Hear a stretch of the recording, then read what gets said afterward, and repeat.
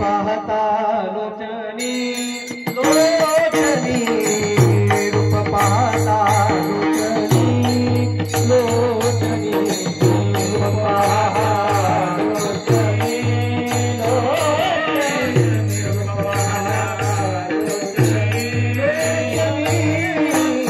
रूप पाहता लोचनी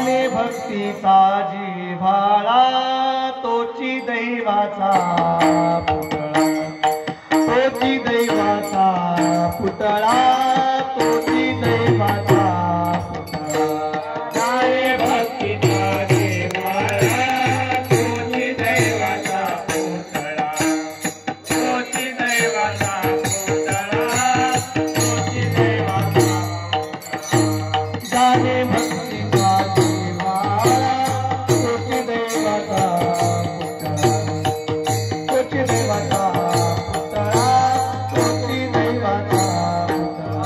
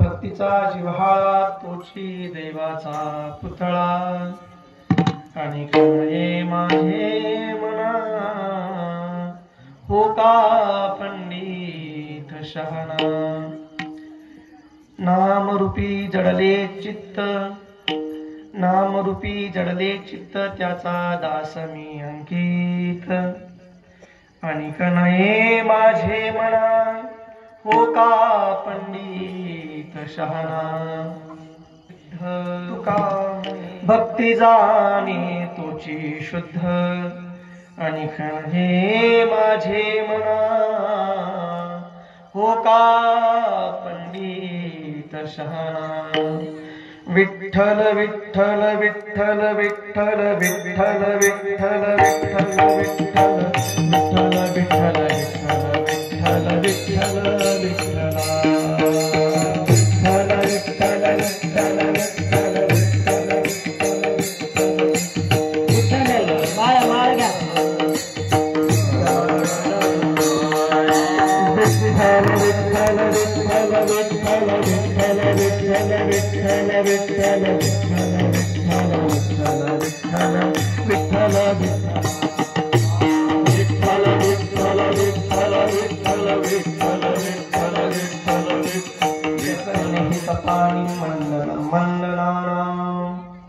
तरुण तुलसी मालां कंधरं कंजनीं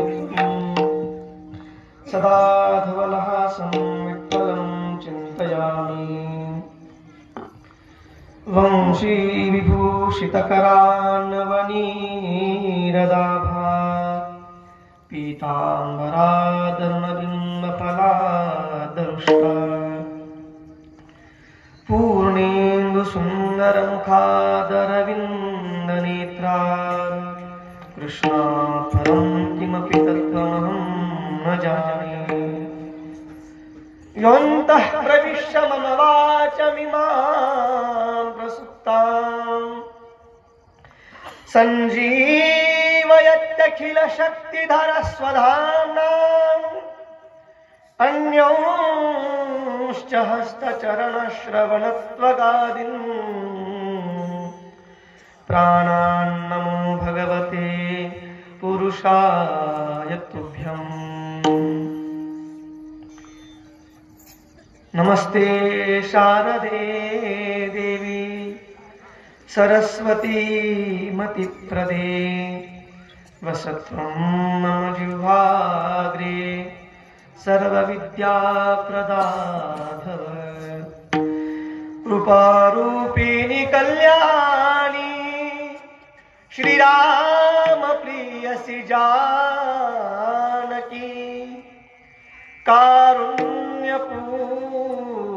कारुण्यपूर्णनयनी कृपादृष्ट्यावलोकय आइए हनुमंत विराजिए कहो कथा मति अनुसार प्रेम सहित गादी धरो पधारिए पवन कुमार पधारिए पवन कुमार विठ्ठल विठ्ठल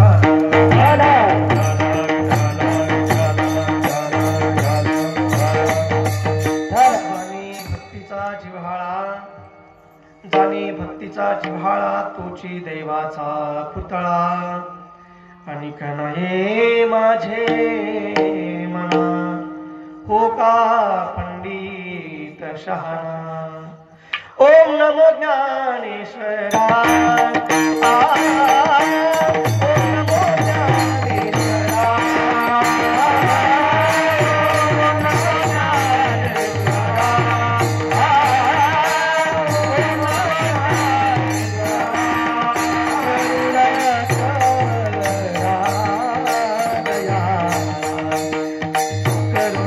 करा दया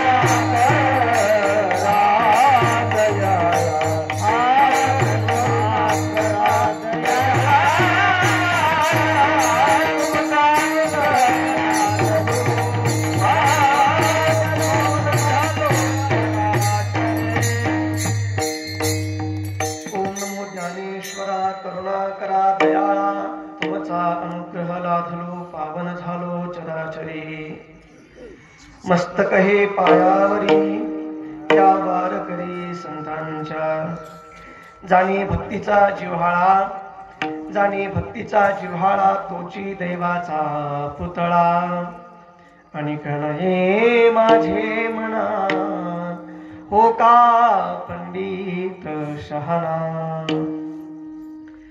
प्रस्तुत सेवेसाठी घेतलेला अभंग जगद्गुरु संत शिरोमणी श्री तुकाराम महाराज यांचा 4 चरणाचा उत्कृष्ट महत्वाचा असा अभंग असून या अभंगाच्या माध्यमातून तुकोबारायांनी संतांचा महिमा आणि संतांचं अंतरंग लक्षण सांगितलेलं आहे. विठ्ठल विठ्ठल.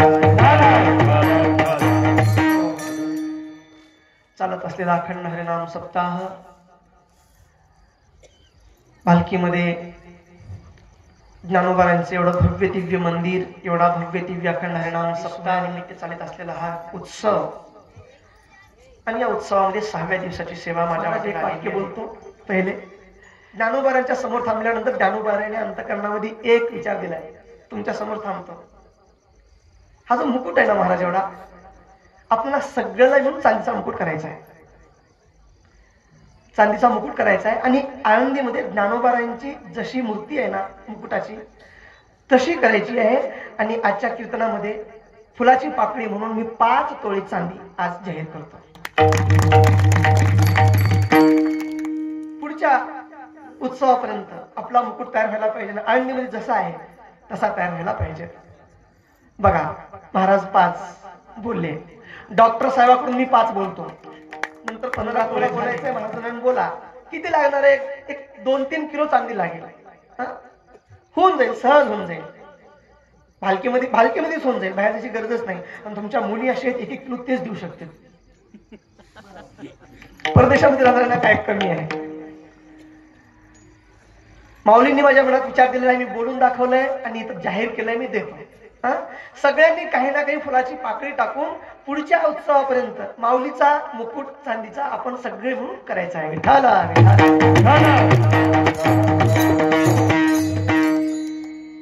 ज्ञानोबा आहे सगळ्यांची माऊली आहेत. सगळ्यांना लेकराप्रमाणे पोसतात. ज्यांना जीवनामध्ये स्वतःला खायला भेटलं नाही कोरडं कौरांना सुद्धा लोकांनी ठेवलं नाही त्यांच्या ओव्या गाऊन आज मी बंगले बांधतो गाड्या घेतो. ही सगळ्याची आई आहे. म माऊलीमध्ये 3 अक्षर आहेत 4 अक्षर आहेत म्हणजे म अ उ आणि ली. म म्हणजे जे मध्यमवर्गीय आहेत त्यांची पण आई आहे. अ म्हणजे जे अधम आहेत त्यांची आई आहे. उ म्हणजे उत्तम जे आहेत त्यांची आई. अशी ही माऊली आहे. आज महाराष्ट्र नाही भारतामध्ये किती लोक माऊलीच्या नावावर जगत आहेत. सगळ्यांना माऊली पोसत आहेत. आम्हाला भालकीला पोसण्यासाठीच माऊली इथं आलेली आहेत. ज्ञानोबा आहे ज्यांचं नाव ज्ञानदेव आहे. जे ज्ञानोत्तम आहेत जे नरोत्तम आहेत जे वरोत्तम आहेत जे देवोत्तम आहेत ज्यांच्या अंतःकरणामध्ये सगळ्याबद्दल मानवता भरली आहे असे मा. ज्यांच्या अंतःकरणामध्ये सगळ्याबद्दल उदारता आहे असं उदारता उ. आणि अतिशय लीन असलेले माऊली लीनता. मी तुम्हाला विचारतो संपूर्ण ज्ञानेश्वरीमध्ये एक तरी श्री ज्ञानोबारांनी दिली का. असं शोधून सुद्धा भेटत नाही महाराज. शोधून सुद्धा भेटत एकही अपशब्द नाही ज्ञानोबारांचा. एकही शिवी नाही. लेकराला जसं आई सांभाळते ना त्याप्रमाणे गोड उपदेश ज्ञानेश्वरीच्या माध्यमातून केलेला आहे. ज्ञानेश्वरी बद्दल बोलत असताना आमचे गुरुजी चंद्रशेखरजी महाराज म्हणतात ज्ञानेश्वरी ज्ञानोबाराबद्दल बोलत असताना महाराष्ट्रामध्ये ज्ञानोबाराय मवाळ शब्दात बोलणारे आहेत आणि तुकोबाराय जरा खडतर शब्दात बोलणारे आहेत. कारण माऊली आहेत ते बाप आहेत. बाप जरा खडतरच बोलत असतो. ते बाप आहेत खडतर बोलतात. उत्तर भारतामध्ये गोस्वामी तुलसीदासजी मवाळ बोलतात. कबीरजी खडसून बोलतात. ज्ञानेश्वरीचा एक सिद्धांत सांगतो एक दृष्टांत सांगतो. सांगत नाही फक्त दृष्टांताबद्दल सांगतो सिद्धांताबद्दल सांगतो. ज्ञानेश्वरीतील जेवढे सिद्धांत आहेत त्या सिद्धांताचा जर अनुकरण केलं तर परमार्थ सुधारतो, आणि जेवढे दृष्टांत आहेत ते दृष्टांत जर आपल्या जीवनात उतरवले तर संसार सुधारतो. असे ज्ञानोबा आहेत. वयाच्या 16व्या वर्षी, असं म्हणलं जातं ना, 16व्या वर्ष धोक्याचं, म्हणजे जीवनातलं टर्निंग पॉइंट जे असतं की नाही ते इथून असतं. सायन्सला जायचं, कॉमर्सला जायचं, आर्ट्सला जायचं का आवारापण करायचं, इथून ठरतं. ज्या वयामध्ये आमचं बिघडायला सुरुवात होतं त्या वयामध्ये ज्ञानोबांनी ज्ञानेश्वरी लिहिली, आणि ज्या वयामध्ये आम्ही फुल बिघडलेलो असतो त्या वयामध्ये ज्ञानोबांनी समाधी घेतली. आणि महाराज, जगामध्ये जेवढे संत बघितले ना, कोणताही संत असा नाही ज्याच्या जीवनामध्ये दुःख नाही, आणि ज्याच्या जीवनामध्ये दुःख नाही तो संत नाही. बघा महाराज, जगामधला कोणता संत असा आहे सांगा ज्याचे मायबाप लहानपणी गेले नाही? कोण आहे? तो खूप बरं आहे. बघा, लहानपणी आईबाप निघून गेले. नाथ महाराज 2.5 वर्षाचे असताना आईबाप निघून गेले. गोस्वामी तुलसीदासजी 2 दिवसाचे होते त्यावेळेस आई निघून गेली. बऱ्याच संतांचे आई वडील लहानपणीच निघून गेले. मी विनोदाने एक वाक्य बोलतो महाराज, सगळ्या संतांचे आई वडील लवकर का जातात? माझी कल्पना आहे ती, आमच्या पांडुरंगाला स्वतःचे लेकरं झालीत. आमच्या पांडुरंगाला स्वतःचे लेकरं नाहीत म्हणून साधू संतांचे मायबाप मारून त्यांचे पोर हा भोसत बसतो, दुसऱ्यांच्या पोरांचं पालन पोषण करत बसतो. स्वतःचे लेकरं नसल्यामुळे दुसऱ्यांच्या आईबापांना मारायचं, लवकर स्वर्गवास द्यायचा, आणि दुसऱ्यांचे लेकरं सांभाळत बसायचं आणि म्हणून घ्यायचं विठू माझा लेकुरवाळा. असे सगळ्या साधू संतांचे आईबाप लहानपणी गेले. आणि ज्ञानोबा यांचं जीवन तर किती खडतर, किती खडतर. पण एवढ्या खडतर बघा काय ज्ञानोबा का आले असतील? पुंडलिकाने ज्या वेळेस चंद्रभागेच्या तीरावरती आईबापाची सेवा करत असताना पांडुरंग परमात्मा येऊन थांबले. बोल पुंडलिका, काय पाहिजे? बोल, मी आलोय, मला वेळ नाही. पुंडलिकांनी वीट घेतली, मागे भिरकाविली वीट, सांगितलं थांबा येतं. म्हणजे किती वेळ थांबू? पुंडलिकांनी सांगितलं, ज्ञान विज्ञान हीनानाम मूढानाम पापीनामपि दर्शनांते भवेन मोक्षः प्रार्थयामी मुहुर्मुहुः. मी हे प्रार्थना करतो, जोपर्यंत मूढ पापी इथं येत नाहीत, जोपर्यंत पृथ्वी तलावरचे मूढ पापी संपत नाहीत, तोपर्यंत तुम्ही इथं उभा राहा आणि दर्शनांते भवेन मोक्षा, सगळ्यांचा उद्धार करा, मोक्ष द्या, हीच माझी प्रार्थना आहे. पांडुरंग परमात्मा थांबले. पुंडलिके दिदलावर करुणाकर विठ्ठले मूढ पापी जैसे तैसे उतरे काशी लावून सांगितलं. पण पांडुरंग बघत आहेत, कुणीच येत नाही दर्शनाला, पापीच येत नाहीत. 2 दिवस गेले, 4 दिवस गेले, महिना गेला, 2 महिने गेले. पांडुरंग परमात्मा पुंडलिकाच्या जवळ आले. म्हणतात, पुंडलिका, तू म्हणला मूढ पाप्यांना उद्धारून टाक, अधमांना उद्धारून टाक, पण कुणीच माझ्याकडे येत नाही, मी काय करू? किती दिवस थांबू? असं एक तास. पुंडलिकाने सांगितलं, याच्यासाठी तुम्हाला एक काम करावं लागेल. काय करावं लागेल? म्हणजे तुमचा पांडुरंगपणा, तुमचा देवत्व जे आहे की नाही, तुमचं देवत्व एका संताच्या रूपामध्ये अवतरित करावं लागेल. तुम्ही एका संतांचा अवतार घ्या, आणि संतांचा अवतार घेतल्यानंतर त्या संताच्या रूपामध्ये सगळ्या मांदिळेंना तुमच्याकडेच घेऊन या, तुम्हीच अवतार घ्या. हे सांगितल्यानंतर पांडुरंग परमात्माच महाविष्णूचा अवतार, सखा माझा ज्ञानेश्वर, पांडुरंग परमात्माच ज्ञानोबा यांच्या रूपामध्ये अवतरित झाले आणि आळंद देऊन मूढ पाप्यांना, मूढ पापी जैसे ते सगळ्यांना ज्ञानोबा आहे पंढरपुरात घेऊन येऊ लागले. तेव्हा पांडुरंगाचं पंढरपूरमध्ये थांबणं सार्थक झालं. विठ्ठल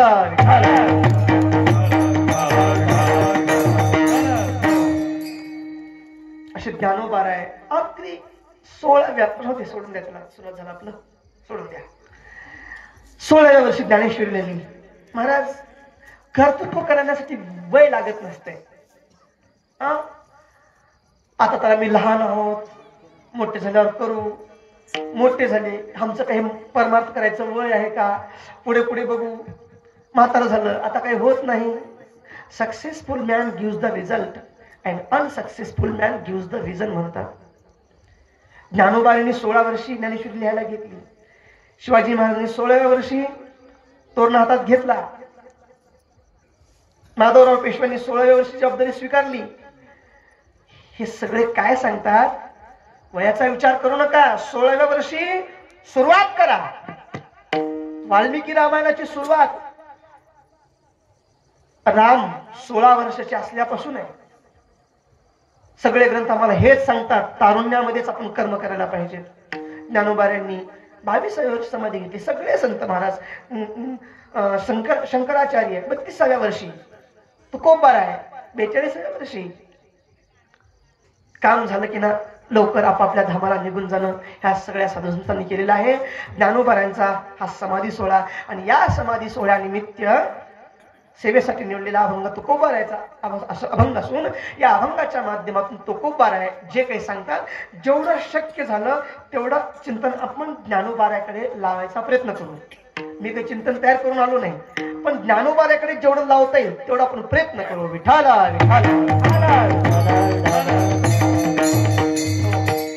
प्रस्तुत अभंगाच्या माध्यमातून तुकोबारायांनी संतांचा महिमा सांगितलाय आणि संतांचे अंतरंग लक्षण सांगितले.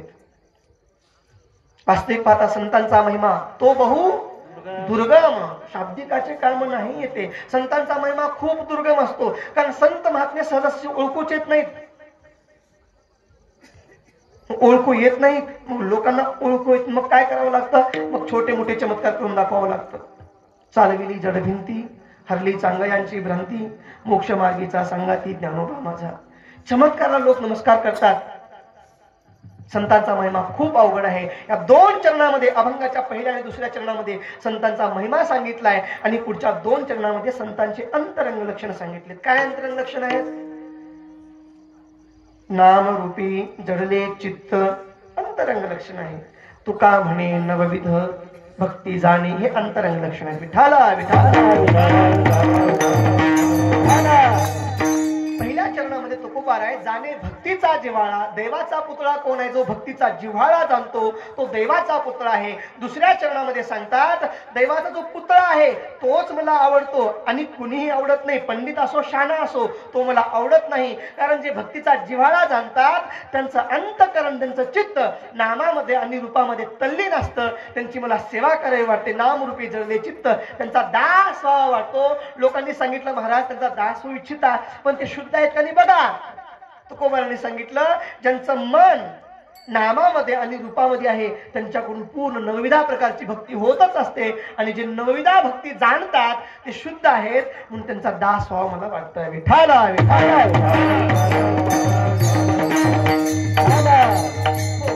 या अभंगाच्या माध्यमातून तुकोबारांनी दैववान कोण आहे, नसीबवान कोण आहे हे सांगितलेलं आहे. आता या ठिकाणी दैवाचा पुतळा म्हणलेला आहे. दैवाचा पुतळा असतो का? पापाचा पुतळा असतो का? पुण्याचा पुतळा असतो का? मोक्षाचा पुतळा असतो का? दैवाचा पुतळा असतो का? नाही. पण एखादा माणूस प्रत्येक शब्दाला बघूत माझ्या नशिबात जे आहे ते होईल, माझ्या नशिबात जे आहे ते होईल, पंढरपूरला चला बघूत पांडुरंग बोलविल तेव्हा जाईल. आता का पांडुरंगाला फोन करणार आहे? आणि खरंच असल्या माणसाला एकदा पांडुरंगाचा फोन यावाच महाराज. एकदा जर पांडुरंगाची रिंगटोन वाजली की ह्याचे 12 वाजले समजून बघ. नशिबात असेल तर जाऊ. सगळ्या गोष्टी जो नशिबावर सोडतो तो दैवाचा पुतळा म्हणला जातो. नशिबाचा पुतळा. काही कर्म करायचंच नाही, केवळ दैवावर डिपेंड राहायचं. लक्ष्मणजी सांगतात दैव दैव आलसी पुकारा. जे माणसं नशिबाला दोष देतात ना ते दंबरेकचे आळशी असतात. दैव दैव आलसी पुकारा. परवा प्रेमानंदजी महाराजांना कोणतरी एक प्रश्न विचारला. आज प्रेमानंदजी महाराज सगळ्यांच्या ओळखीचे आहेत, परिचय आपले दर्शन जवळून होत नाही, पण तो महात्मा कसा आहे? दोन्ही किडन्या नाहीत, 2-2 दिवसाला डायलिसिस करावं लागतं, पण महाराजांचं एक सुद्धा वाक्य समाजाच्या कल्याणाचं नाही असं नाही. सगळे वाक्य समाजाच्या कल्याणाचे. आणि एक संत महात्मा किती सहनशील असतो. कुणी मारलं, महाराज सांगतात मारलं मार खा, शांत राहा, त्याचं कर्म त्याला जेव्हा फळ द्यायचं तेव्हा देईल. कोणी तुझ्यावर दोष केला, तुला त्रास दिला, तो त्रास देऊ नको, सहन कर. गोस्वामीजी सांगतात, जर मोठं व्हायचंय ना तर सहन करायला शिका. जो सही दुःख पर छिद्र दुरा, जो सही दुःख, जो दुःख सहन करतो, दुसऱ्यांचे दोष इग्नोर करतो, जो सही दुःख पर छिद्र दुरावा, वंदनीय जग सोई जस पावा, तोच वंदनीय होतो, तो जगामध्ये यश प्राप्त करतो. म्हणून सस्पेन्स, सहन करायला शिका, सहन करा. कुठल्या साधूसंतांनी प्रतिकार केलाय सांगा? तुकोबारांची म्हैस त्या मंबाजीबाच्या शेतात पडल्यानंतर त्यांनी काट्याच्या फंद्याने तुकोबारांना झोडपून काढलं. अंग भरून काटे रुंतले. तुकोबारा रात्री काटे वगैरे काढून कीर्तनाला गेले. मंबाजीबाबा समोर नाही. म्हणजे मंबाजीबाबा का आले नाहीत? म्हणजे तिने मला मारलं ना, त्यांना यावं वाटलं नसेल. तुकोबारा जवळ गेले, पाय चिपू लागले. म्हणे मंबाजीबाबा, तुम्हाला मारायची सवय नाही. काय नाही? मारायची सवय नाही. नका रोज मारायची सवय नाही. तुम्हाला मारायची सवय नाही. आज तुम्हाला मला मारून कष्ट पडल्यामुळे तुमचे हात दुखत असतील, मी हात चेपून देतो. तो का म्हणे, त्याची संत सोशी जगाचे आघात. जो जगाचे आघात सहन करतो तोच संत होतो, तोच वंदनीय होतो आणि तोच जगामध्ये यश प्राप्त करतो. विठाला विठाला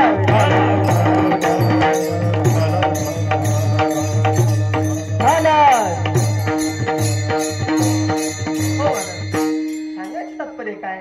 प्रेमानंदजी महाराजांना प्रश्न विचारला, महाराज, जे आपल्या नशिबात नाही ते प्राप्त करता येतं की नाही? ते जे नशिबात नाही, भागवत सांगतं, जे आपल्या नशिबात आहे ते दुसरं कोणी हिरावून घेऊ शकत नाही आणि दुसऱ्याच्या नशिबातलं आपल्या नशिबात येऊ शकत नाही. यात अस्मदीयाम नाही तर परेशाम, यात परेशाम नाही तर अस्मदीयाम. जे दुसऱ्याच आहे ते आपल्याला कधी भेटत नाही आणि जे आपलं आहे ते दुसऱ्याला भेटत नाही. मग जे आपल्या नशिबात नाही ते प्राप्त करता येतं का महाराज? प्रेमानंदजी महाराजांनी सांगितलं, जो व्यक्ती प्रत्येक महिन्यातली शुद्ध आणि वद्य एकादशी करतो, जो भगवंतावर विश्वास ठेवून भजन करतो आणि सत्मार्गाने चालतो, त्याच्यासाठी काहीच असंभव नाही, सगळं प्राप्त होतं. तात्पर्य, दैव दैव आलसी पुकारा. दैवावरती डिपेंड राहायचं नाही. माणसाच्या प्रत्येकाच्या जीवनामध्ये दैवाला फार महत्व आहे. दैव चांगलं असलं तर सगळं चांगलं होतं आणि दैव जर चांगलं नसलं तर सगळं वाईट होतं महाराज. नशीब चांगलं असलं बघा महाराज, फक्त प्रयत्न करून जीवन चालत नाही. त्या प्रयत्नाला नशिबाची साथ पाहिजे, दैवाची साथ पाहिजे, भाग्याची साथ पाहिजे, तर सगळं चांगलं होतं. नाहीतर प्रयत्न करून पळून धावून जर पैसा भेटला असता, यश भेटला असतं, तर कुत्र्यासारखं पळत राहतं महाराज, त्याला काही भेटत नाही. नशीब महत्वाचं आहे. कितीही कष्ट करा पण नशीब साथ देत नसली तर काही होत नाही महाराज. एक माणूस बघितला की सगळे माणसं श्रीमंत व्हायले, मी गरीबच्या गरीबच राहिलो, काय करावं? म्हणे बिझनेस करू, आपण धंदा करू. धंदा करायला गेला, 2-4 ठिकाणी पैसे गुंतवून टाकला. धंदा करायची अक्कल नव्हती, सगळ्याचा सगळा पैसा बुडून गेला. अरे म्हणे बिझनेस केलो, धंदा केलो, सगळं बुडून गेलं, काय करू? म्हणे शेती करू. काय करावं? तामसही होता. म्हणे काम करू, गांजा पेरू. लोकांना मागणी असते चांगली, गांजाचे शेत करू. गांजा भांग लावला महाराज, आणि जे भांग लावल्यानंतर भुंगे तिकडचे किडे येऊन सगळे भांग खाऊन गेले. अरे म्हणे काय? धंदा करायला गेलो तर लांगा लुंगा, शेत करायला गेलो तर भांगा भुंगा, आता काय करा? माशाचा व्यवसाय करू, मासे धरू. त्यानं मासे धरायला गेला. जो कोळी होता मासे धरणारा, त्याला मोठे मोठे मासे भेटायचे आणि ह्याला करंग एवढे भेटायचे, करंग एवढे मासे भेटायचे. तुम्हाला काय करावं? करंग एवढे मासे भेटतात, लगेच मरून चलत, काय करावं? म्हणजे काम करू, सगळ्यात चांगला धंदा महाराज व्हायचं, साधू व्हायचं. महाराज झालं, बिना इन्व्हेस्टमेंटचा चांगलंच चालतंय. चांगला साधू झाला, भगवे कपडे घालून घेतला, दाढी जटा वाढवला, एका झाडाखाली जाऊन माळ घेऊन बसला आणि तेवढ्यामध्ये एकाची म्हैस चोरीला गेली होती. ते शोधत आलं, ती म्हैस याजवळ बसली दिसली. त्या शेताच्या मालकाने ह्या साधूला उलट टाकून जे ठोकलं महाराज. तो विचार केला, धंदा करायला गेलो, लांगा लुंगा, शेती करायला गेलो, भांगा भुंगा, मासे पकडा गेलो छांगा छुंगा, साधू बनवतो उलटा टांगा. का? नशीब साथ दिलं नाही. आणि जर नशीब साथ दिलं, कोणतंही कार्य करू दे यशस्वी होत. दैव असे अनुकूल केले उद्यम सदा सफळ. कोणतंही कार्य करू दे, दैव चांगलं असतं ना महाराज. काय दैव जर चांगलं असलं ना, आपल्या मागे संपत्तीला ये म्हणायची गरज नाही. लोक म्हणतात दैव खराब आहे. दैव खराब होण्यासाठी तू पूर्वी काहीतरी कर्म करून ठेवलं, त्याचं फळ आलेलं आहे. भाग्यवान होण्यासाठी, भाग्य उदयाला येण्यासाठी पहिले पुण्य करायला पाहिजे ना. ते पुण्य उदयाला यायला पाहिजे. पुण्य फळले बहुता दिसा मग भाग्य. पुण्य केल्याशिवाय भाग्य चांगलं येत नाही महाराज. लोक म्हणतात महाराज आम्ही एवढं चांगलं वागतो, कुणासोबत लुबाडत नाही, कुणासोबत काही घेणं नाही देणं नाही, फसवणं नाही, काही नाही. पांढरंग आमच्यावर कसं काय नाराज झालेलं आहे. आणि ते बघा बिड्या वळते, पिस्टल वळते, दारू पिते, गांजा वळते, काय काय करते. त्याची संपत्ती वाढत चालली आहे. बाबा त्यांना पूर्वजन्मामध्ये चांगलं कर्म करून ठेवले, त्याचं फळ त्याला आता भोगलेलं आहे. तू पूर्वजन्मामध्ये जे पाप केलेस ना, ते तुला चांगलं कर्म करून सुद्धा इथे भेटत नाही. पहिले पुण्य फळले बहुत दिवसा, पुण्य फळायला पाहिजे. नशीब चांगलं असलं ना महाराज, बसल तिथं संपत्ती येते. बघा नशीब चांगलं पाहिजे. एक रंगनाथ स्वामी निगडीकर म्हणून होते. ते रंगनाथ स्वामी आपल्या भाडीमध्ये बसलेले काव्य करायचे, वैराग्याचे काव्य लिहित बसले होते. काव्य करायचं खाली टाकून द्यायचं, काव्य करायचं खाली टाकून द्यायचं. एक साधू तिथून जात होता. तो साधू उघडून बघितला, म्हणे वैराग्याचे काव्य कोण करतंय, एवढ्या चांगल्या महलामध्ये बसून कोण करतंय. जाऊन बघितलं, म्हणे स्वामीजी हे काव्य कोणी केलंय. म्हणे मीच केलंय. महाराज एवढ्या चांगल्या महलामध्ये राहून एवढे सुंदर काव्य करता येतात, त्याच्यासाठी काही कष्ट करावं लागत नाही. जरा वैराग्य काय असतं अनुभवून बघा, मग समजते वैराग्य काय आहे. म्हणजे काय करू, मी कुठं गेलो तिथं माझी संपत्ती माझ्या मागेच येते, मी काय करू. म्हणजे चला माझ्यासोबत जंगलात जायचं आता. आणि त्या साधू सोबत रंगनाथ स्वामी निगडीकर जंगलामध्ये निघून गेले. जंगलामध्ये एका झाडाखाली बसले होते, खायला काहीच नाही. आता तो साधू म्हणला महाराज मी गावातून थोडी भिक्षा घेऊन येतो, तुम्ही थोडी वेटिंग करा, वाट बघा इथं. रंगनाथ स्वामी वाट बघत बसले.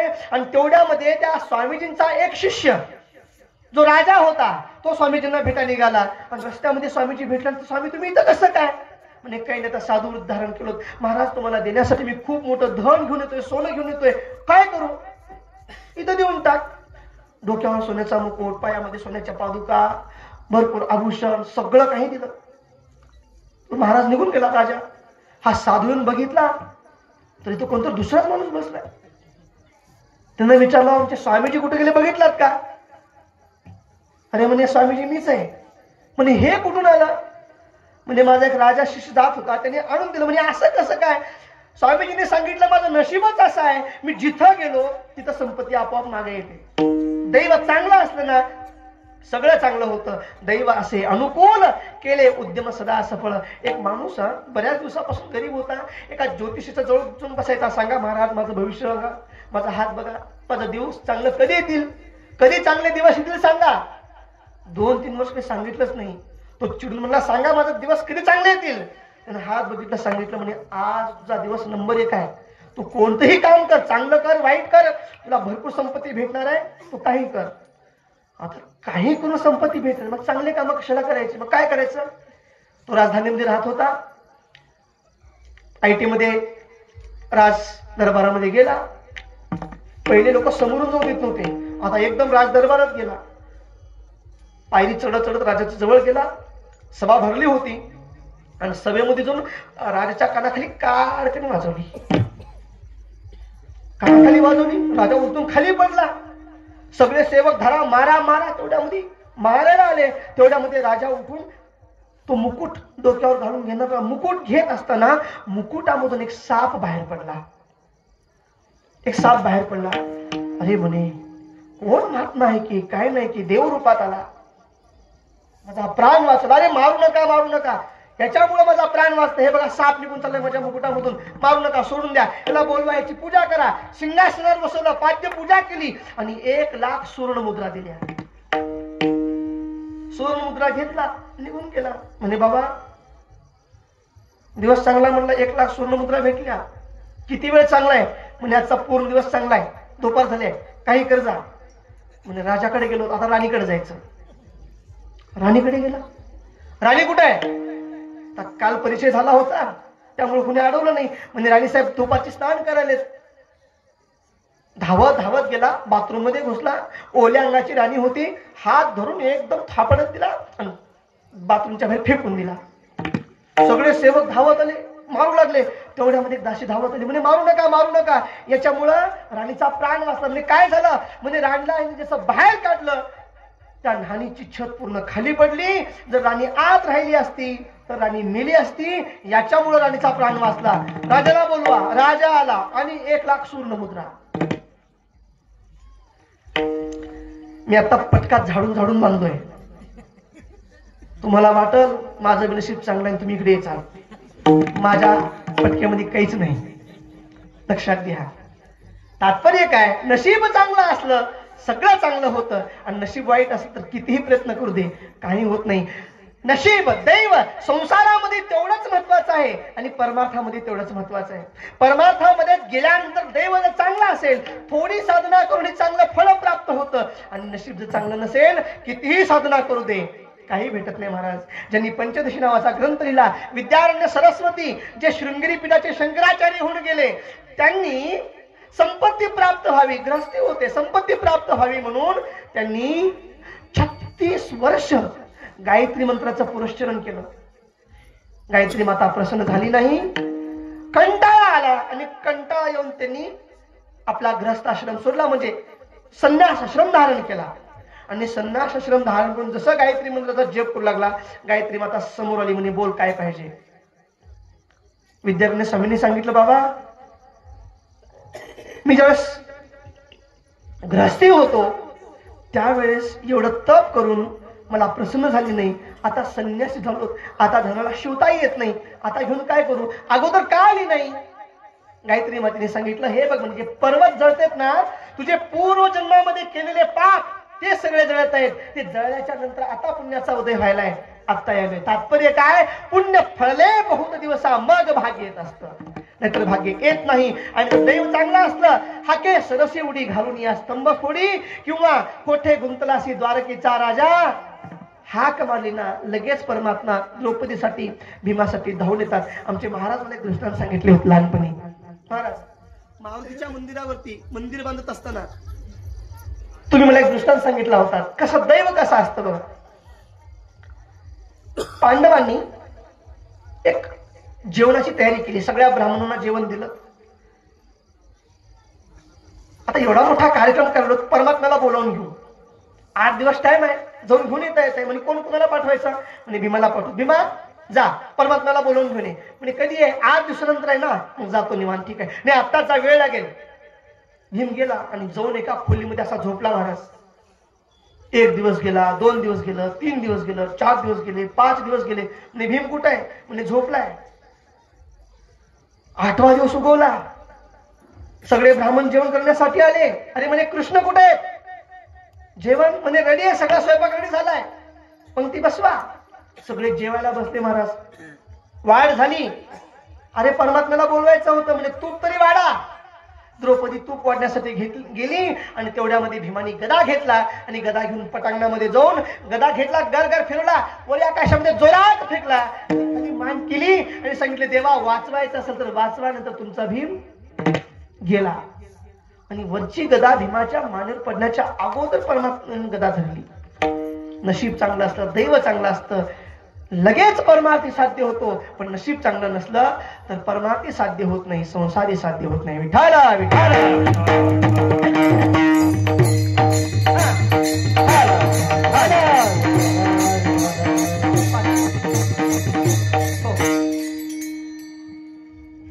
संसारामध्येही दैव महत्वाचं, परमार्थामध्ये दैव महत्वाचं.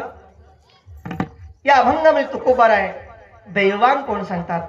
संतांच्या दृष्टीने दैववान कोण आहे आणि सामान्याच्या संसारिकाच्या दृष्टीने दैववान कोण आहे.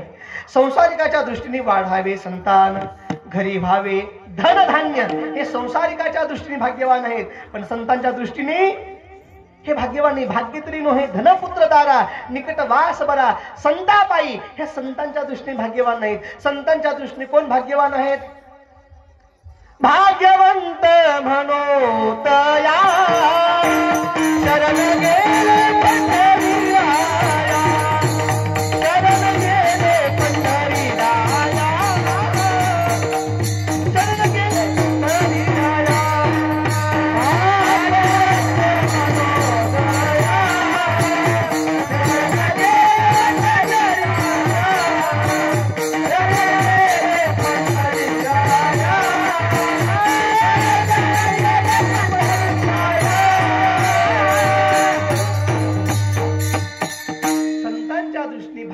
परमात्म्याला शरण जातो तो भाग्यवान आहे.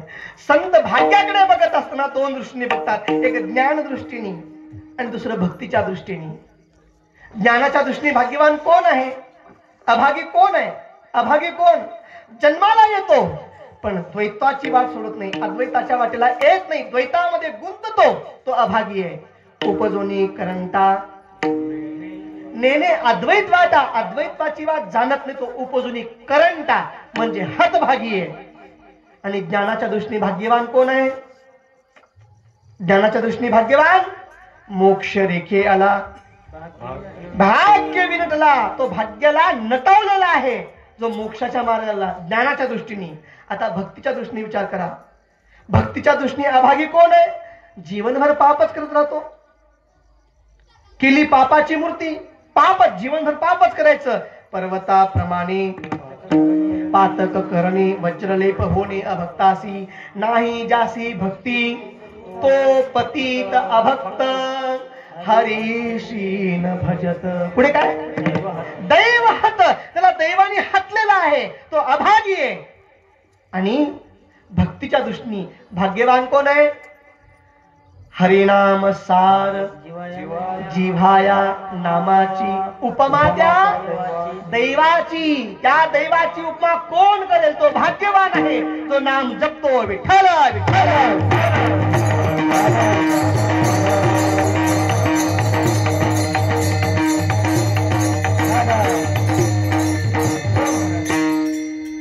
हे संसारिकाचं भाग्य, परमार्थिकाचं भाग्य झालं.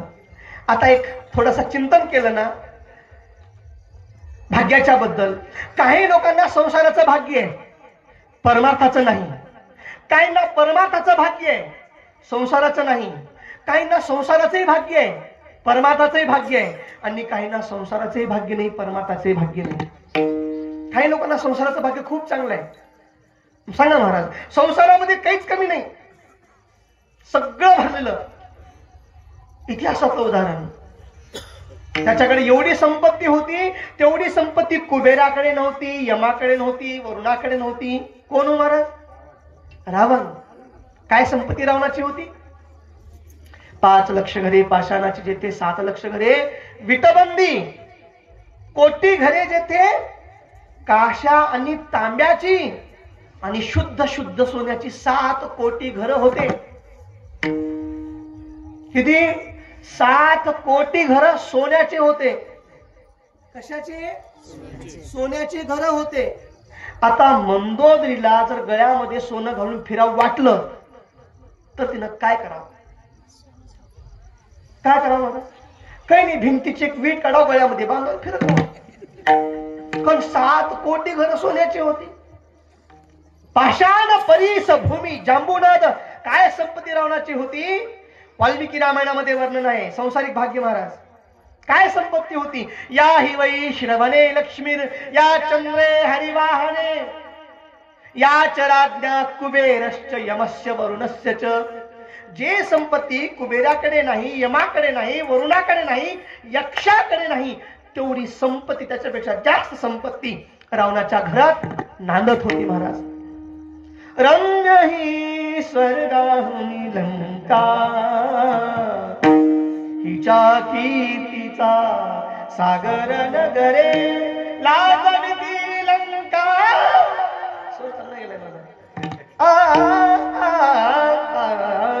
रम्य ही स्वर्गाहुनी लंका. एवढं ऐश्वर्य, संसाराचं ऐश्वर्य, पण परमार्थाचं ऐश्वर्य थोडं तरी आहे का? चुकून सुद्धा रावणाने जीवनामध्ये राम म्हणलं नाही. वाल्मिकी रामायणामध्ये असू दे अथवा रामचरितमानसमध्ये असू दे, ज्या वेळेस रामाबद्दल बोलायचं असायचं त्यावेळेस रावण तापसी म्हणायचा, उदासी, वनवासी, घरातून हकालून दिलेला, जंगली, रामाबद्दल बोलायचा. पण कधी राम म्हणला नाही, देवाचं नाव आलं नाही. ज्याच्या मुखाने देवाचं नाव येत नाही तो हतभागी आहे. पर्वताप्रमाणे पातक करणे, दैवहत, तो दैवहत आहे. संसाराचं भाग्य भरपूर आहे, परमार्थाचं नाही. काही लोकांना परमार्थाचं भाग्य खूप आहे, परमार्थाचं ऐश्वर्य काही कमी नाही, पण संसाराचं काहीच नाही महाराज. आमचे सगळे साधू संत बघा बरं, कुण्या साधू संतांच्या घरामध्ये संपत्ती नाही ते सांगा. नामदेवराय बोलतात, सुंबाचा करदोरा, रक्त्याची लंगोटी, नामा बाळवंटी कीर्तन करी. देवा, तुमच्या घरामध्ये गाई म्हशी असतील, आमच्या घरामध्ये तुम्हा घरी गाई म्हशी, आमच्या घरामध्ये उंदीर आणि घुशी. तुमच्याकडे गाई म्हशी असतील, आमच्याकडे उंदीर घुशी आहेत. आम्ही काय कमी आहेत काय? आणि ऐश्वर्य काय? परमार्थाचं ऐश्वर्य काय? देवाला रोज जीव घालावं एवढं ऐश्वर्य. जर नामदेवराय कीर्तन करू लागले तर, नामदेव कीर्तन करी पुढे देवनाचे पांडुरंग, नामदेव कीर्तन करी पुढे देवनाचे पांडुरंग,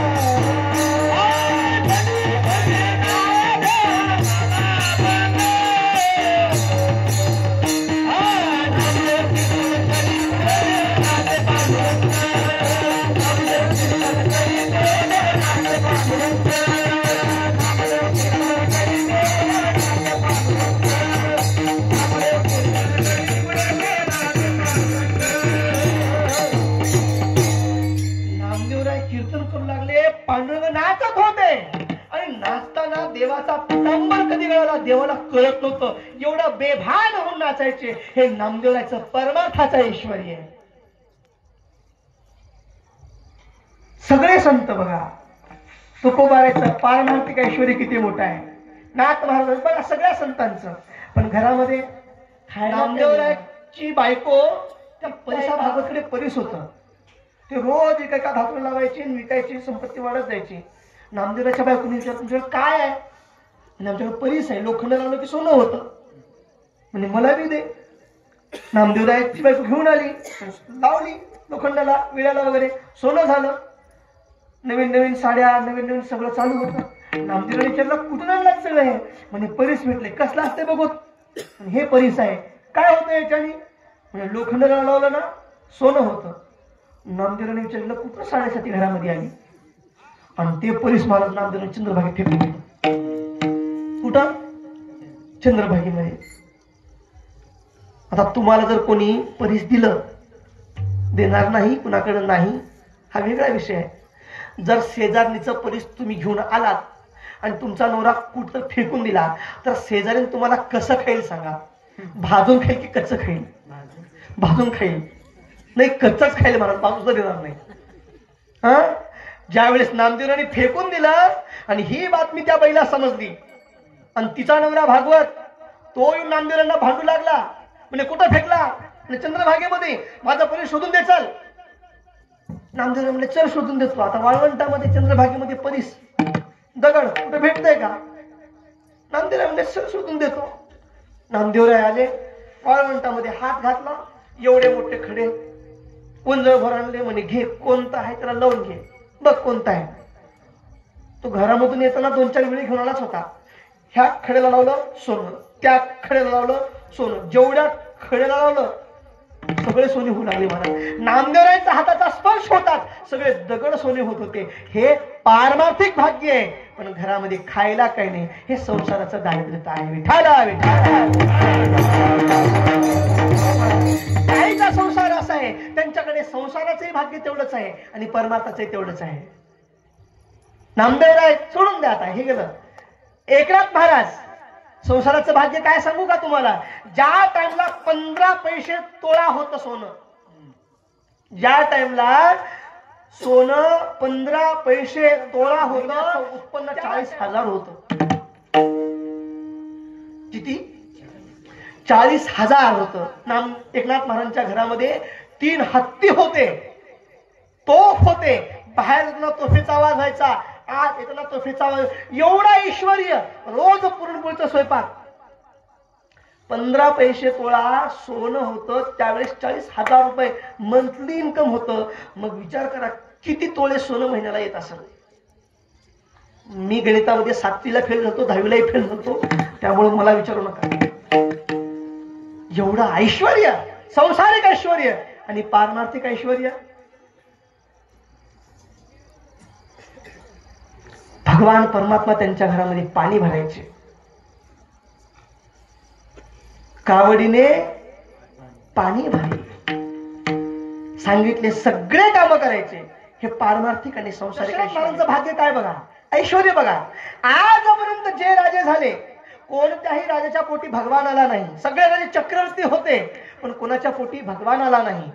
ज्यांच्या पोटी भगवान आले, कश्यप आदिती, रेणुका, जमदग्नी यांच्या पोटी भगवान आले, पण हे चक्रवर्ती नव्हते. काय?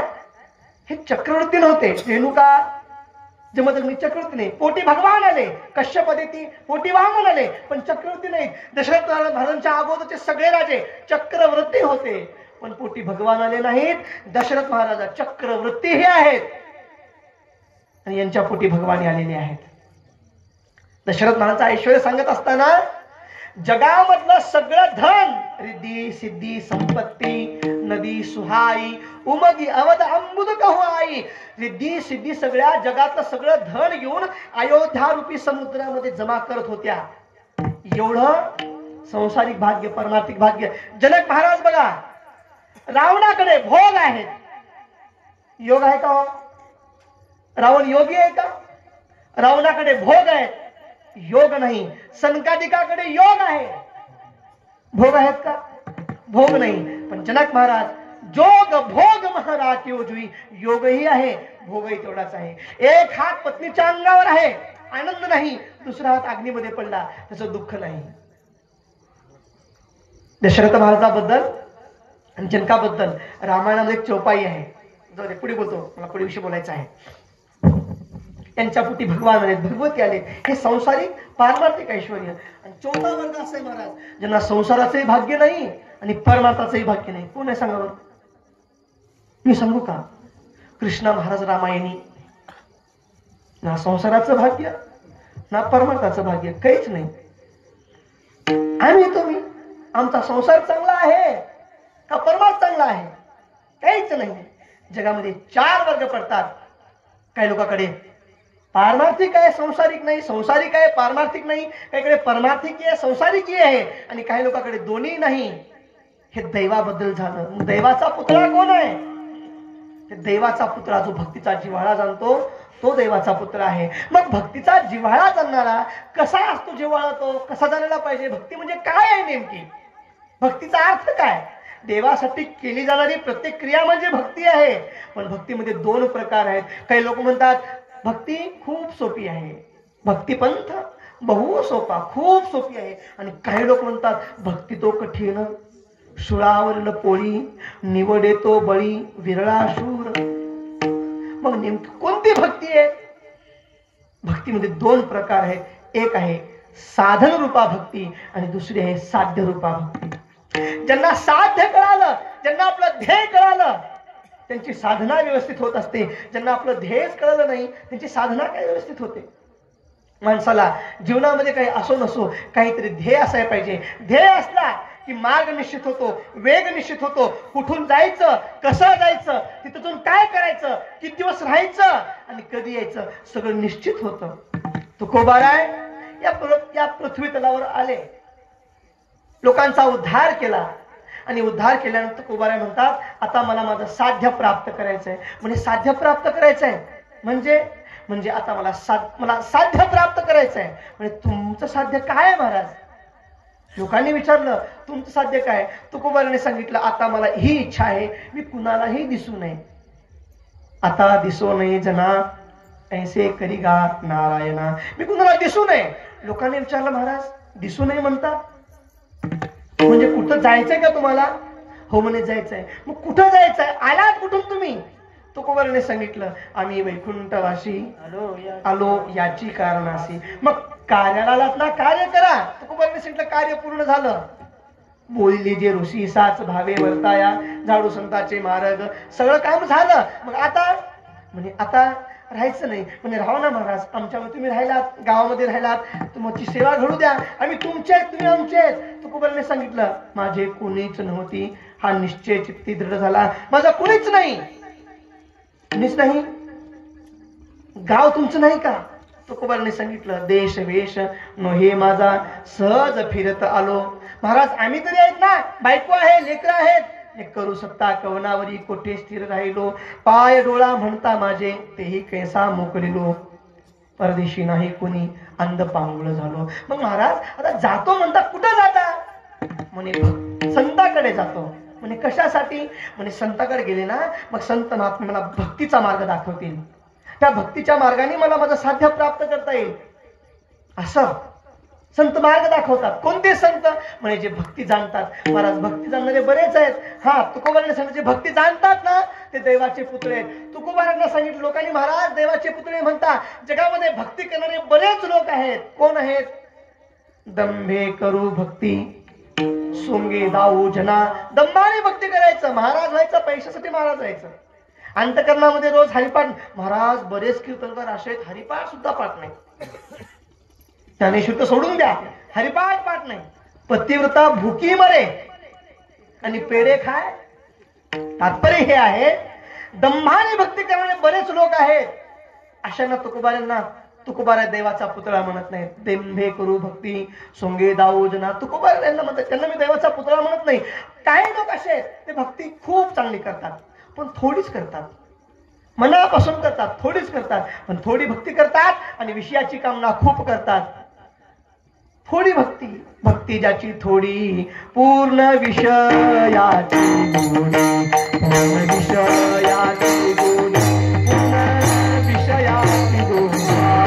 भक्ती ज्याची थोडी, पूर्ण विषयाची गोडी, पूर्ण विषयाची गोडी, पूर्ण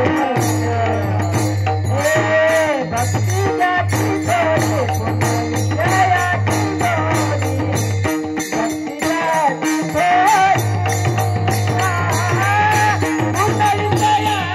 भक्ती ज्याची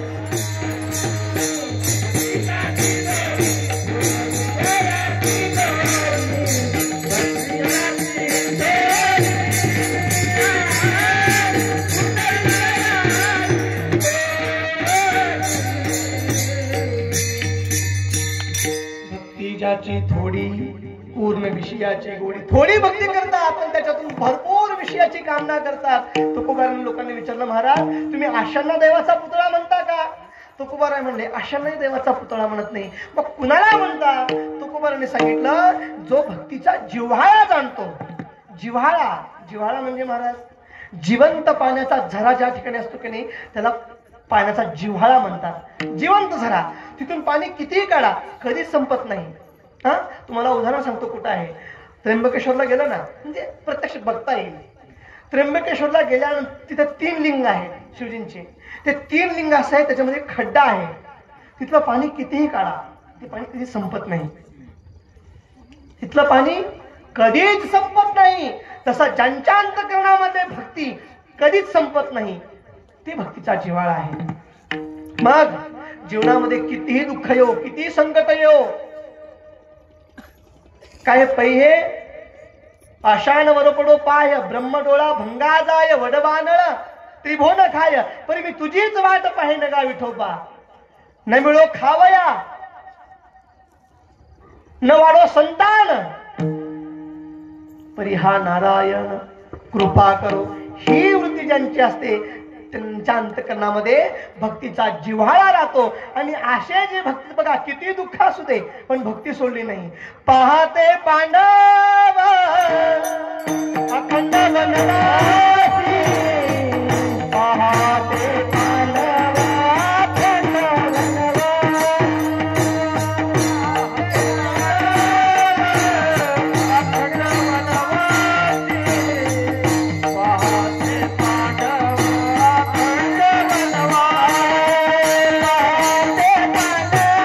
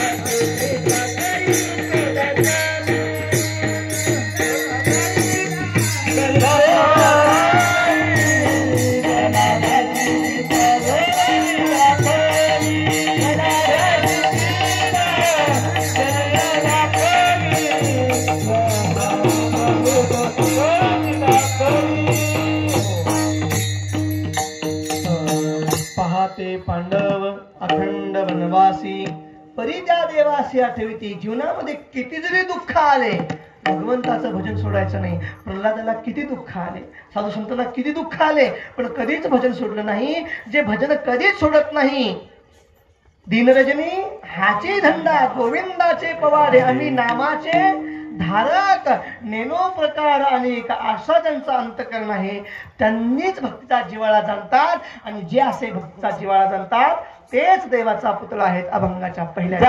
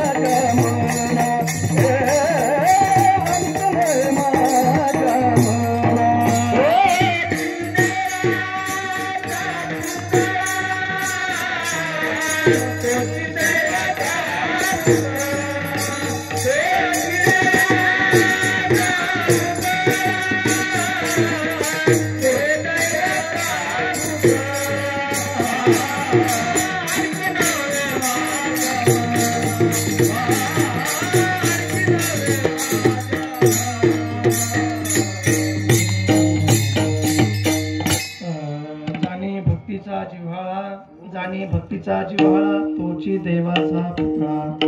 तुकोबाऱ्या सांगतात ज्यांच्या अंतकरणामध्ये सतत निरंतर भक्ती वाहत राहते तैल धारावत भक्ती त्यांच्या अंतकरणामध्ये आहे. झोपलं उठलं काही करत असताना सतत भगवंताचं नामस्मरण चालू राहतं असं ज्यांचं अंतकरण आहे ते भक्तीचा जिव्हाळा जाणतात आणि तेच देवाचे पुतळे आहेत. आणि असेच लोक मला आवडतात, अन्यथा मला कुणीही आवडत नाही. आणि कलई माझे मना हो का पंडित शहाणा असेच लोक मला आवडतात. बाकी कुणी पंडित असू दे कुणी शहाणा असू दे मला आवडत नाही. आता पंडित कोण आणि शहाणा कोण याचा विचार केला ना महाराज. पंडित म्हणजे कोण? पंडित म्हणजे जे शास्त्र जाणतात, ज्यांनी ग्रंथाचं अध्ययन केलंय, ग्रंथाचं मर्म ज्यांना माहीत आहे ते पंडित. आणि शहाणा म्हणजे ज्यांना व्यवहार माहीत आहे, ज्यांना व्यवहार कळतो. बरेच लोक असे असतात शहाणे भरपूर असतात, ग्रंथ भरपूर पाठ केलेले असतात, पण व्यवहाराची किंचित त्यांना भनक नसते. काही लोकांचा व्यवहार खूप चांगला असतोय पण शास्त्र जाणत नाहीत. ह्याच्यामध्ये 4 प्रकार पडतात महाराज. काय? काही लोक शहाणे भरपूर आहेत, पंडित शहाणा. काही पंडित आहेत पण शहाणे नाहीत, काही शहाणे आहेत पंडित नाहीत. आता मी जरा वेगात घेतोय कारण मला पुढचा शेवटचं नाही की नाही ते शेवटचं बोलायचंय मला जरा. तुका म्हणे नववीत म्हणून मी थोडक्यामध्ये सांगतो. आता हे काही लोक पंडित आहेत शहाणे नाहीत, काही लोक शहाणे आहेत पंडित नाहीत, आणि काही लोक शहाणे नाहीत पंडिती नाही महाराज. काही लोक पंडित भरपूर आहेत पण शहाणपणा अजिबात नाही. पंडित भरपूर आहेत. मी तुम्हाला आताचं उदाहरण देण्यापेक्षा इतिहासामध्ये घेऊन जातो. पंडित भरपूर आहे. कोण सांगा बरं महाराज? सगळ्यात त्रेतायुगामधला सगळ्यात पंडित, रामाच्या काळातला सगळ्यात चांगला पंडित कोण? तुम्ही सांगा. रामाच्या काळामधला सगळ्यात उत्तम पंडित कोण माहितीये का? रावण. रावणासारखा पंडित कुणी नाही महाराज. एवढा पंडित आहे की वेदाचे पाद पडत असताना रा आणि म शब्द एका ठिकाणी आला तर त्या दोघांना भिन्न करून टाकला, एका ठिकाणी येऊ दिला नाही. दशग्रंथी होता, सगळं अध्ययन झालं होतं, विद्वान होता, पंडित होता. पण महादेवाने एकदा घर बांधलं आणि घर बांधल्यानंतर आता वास्तू करण्यासाठी चांगला ब्राह्मण पाहिजे. कुणाला बोलव? आणि त्या काळातला सगळ्यात चांगला ब्राह्मण, विद्वान, पंडित रावण होता. रावणाला बोलावून घ्या. रावणाला बोलावून घेतलं. वास्तुशांती झाली, सगळं घर झालं, सगळं झालं. आता ब्राह्मणाला दान द्यावं लागतं, दक्षिणा द्यावं लागतंय. महाराज केवळ दक्षिणा देऊन चालत नाही, केवळ दान देऊन चालत नाही, दान देऊन मग दक्षिणा द्यावी लागते. रावणाला विचारलं, रावणा पूजा सगळी चांगली झाली, वास्तू प्रकार सगळा चांगला झाला, सगळी विधी संपन्न केला, आता तुला दान द्यायचंय आणि दक्षिणा द्यायचंय, सांग दानामध्ये काय देऊ आणि दक्षिणेमध्ये काय देऊ? पंडित होता पण शहाणा नव्हता. रावणाने काय मागितलं? तुम्ही घर बांधलात ना, त्या घराची वस्तू माझ्याकडे करवलात ना, तुम्ही पती पत्नी बसून पूजा केलात ना, एक काम करा, दानामध्ये तुमचं घर द्या आणि दक्षिणेमध्ये तुमची बायको द्या. ह्याला शहाणं म्हणावं का येडं म्हणावं? पंडित आहे पण दुसऱ्याची बायको पळून आणतो, जीव गेला तरी परत येत नाही. हा येडेपणा आहे, शहाणपणा नाही. पंडित आहे, शहाणा नाही. काही लोक शहाणे असतात, पंडित नसतात, शहाणे असतात. एका गावामध्ये असं एक गुरु एक शिष्य गेल्यानंतर त्या ठिकाणी एक राजा होता. त्या राजाने सांगून टाकलं गावामध्ये, आपल्या गावातलं जे काही आहे सगळं 1 रुपयाला द्यायचं. सोनं 1 रुपये तोळा, दूध 1 रुपये लिटर, भाजी 1 रुपये किलो, ज्वारी 1 रुपये किलो, तेल सगळं 1 रुपये किलो, भाव वाढवायचाच नाही. एक साधू महात्मा त्याचा शिष्य तिथे गेल्यानंतर साधू महात्मा म्हणला, अरे बघ काहीतरी आज प्रसाद करायचा आहे, जेवण करायचं आहे, देवाला नैवेद्य दाखवायचा आहे, जरा जाऊन बघ बाहेर काहीतरी घेऊन ये, जरा भिक्षा माग कुठं तरी, कोणी दक्षिणा दिलं ना मग घेऊन येशील काहीतरी. तो शिष्य इकडे भिक्षा वगैरे मागितला. 1 रुपये जमला महाराज. 1 रुपये जमल्यानंतर बाजारात गेला आणि काय घ्यावं, हे कसं आहे म्हणे, 1 रुपये. तुळशी डाळ 1 रुपये, बाजरी 1 रुपये, तांदूळ 1 रुपये, सगळंच 1 रुपये. त्या शिष्याने विचार केला, या गावासारखं दुसरं गाव भेटू शकत नाही. आता गुरुजींना ह्या गावातून बाहेर काढायचंच नाही, इथंच समाधी बांधायची, आपण इथंच राहायचं. शिष्याला गुरुजीकडे म्हणा, गुरुजी आता आपण दुसऱ्या गावाला जायचंच नाही, इथंच राहायचं. म्हणजे का? म्हणजे सगळं 1 रुपये किलो आहे, सगळं 1 रुपये. खवा 1 रुपये किलो, ताक 1 रुपये, पाणी 1 रुपयाला बॉटल. गुरुजी म्हणले, लवकर जागावर लवकर निघून जाऊ, थांबणं काही कामाचं नाही. म्हणे गुरुजी सगळं 1 रुपयाला भेटेल, जायचं कशाला, इथंच राहायचं. नाही म्हणे गुरुजी आता इथंच राहायचं, माझं ठरलं, तुम्ही फक्त बसून राहा, मी आणून खाऊ घालतो, चिंताच करू नका, इथंच राहायचं. गुरुजींनी सांगितलं, बाबा मला काही पटत नाही, पण एक गोष्ट लक्षात ठेव, तुला कुठं काही संकट आलं ना, कारण ही गाव साधं नाही, इथला राजा बेबुद्ध आहे, अंधेरी नगरी आहे, आणि इथला राजा बेबुद्ध आहे, अंधेरी नगरी में बेबुद्ध राजा असा इथं राहू नको म्हणतो, पण तू राहायचंय ना, राहा, ठीक आहे. पण काही संकट आलं, मला 100% माहित आहे आपल्याला संकट येणार आहे, आपल्याला संकट आलं तर माझी आठवण कर, मी येतो. ठीक आहे. रोज तो शिष्य जायचा, भिक्षा मागायचा. 1 रुपये जमलं, 1 रुपयामध्ये भरपूर मिठाई घेऊन यायचा, भरपूर धान्य घेऊन यायचा, खायचा. आणि खाता खाता शिष्य असा होता की नाही, एकदम लुकडा होता की नाही, चांगला धाकट झाला महाराज, पार फुगून गेला. आणि एका दिवशी राज्याने चोरी झाली.